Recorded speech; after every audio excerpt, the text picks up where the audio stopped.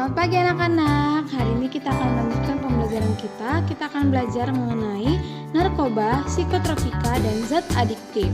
Yang pertama, kita akan membahas mengenai narkoba. Ya, apa sih itu narkoba? Ya, narkoba merupakan singkatan dari narkotika dan obat-obat berbahaya. Ya, narkoba jenis narkotika dibagi menjadi 3 golongan, yaitu golongan 1, golongan 2, dan golongan 3. Kita akan bahas satu persatu.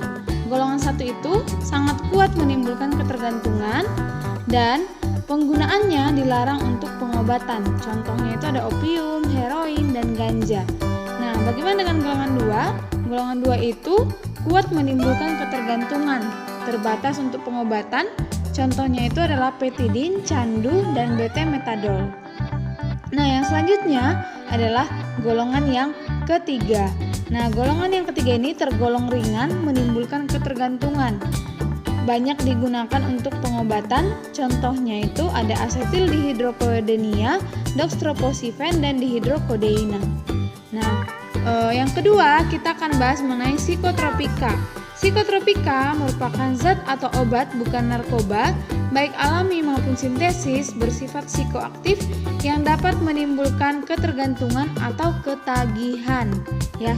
Nah, psikotropika ini juga dibagi menjadi 3 golongan, yaitu golongan 1 yaitu tergolong sangat kuat dalam menimbulkan ketergantungan, golongan 2 tergolong kuat dalam menimbulkan ketergantungan, golongan 3 yaitu tergolong sedang ya dalam menimbulkan ketergantungan, dan yang terakhir golongan 4 tergolong ringan dalam menimbulkan ketergantungan. Nah, contoh psikotropika ada 3, yaitu amfetamin, ekstasi, dan sabu-sabu. Kita akan bahas satu persatu. Yang pertama, kita akan bahas amfetamin.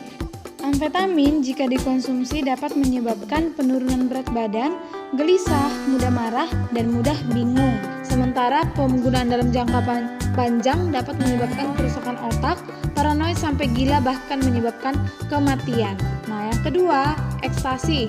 Pengaruh langsung dari penggunaan ekstasi ini dapat menyebabkan mudah tersinggung, perasaan cemas, energik, dan susah tidur. Ya, sementara kalau digunakan dalam waktu panjang, lama, itu dapat menyebabkan kerusakan saraf otak, dehidrasi, kekurangan cairan, halusinasi itu membayangkan sesuatu yang tidak pernah terjadi. Keempat, kurang gizi dan menyebabkan ketergantungan, ya. Nah, sabu-sabu jika digunakan ya dapat mempengaruhi saraf, menyebabkan ketergantungan, menyebabkan penyakit jantung, bahkan bisa kematian. Nah, yang terakhir kita akan bahas mengenai zat adiktif.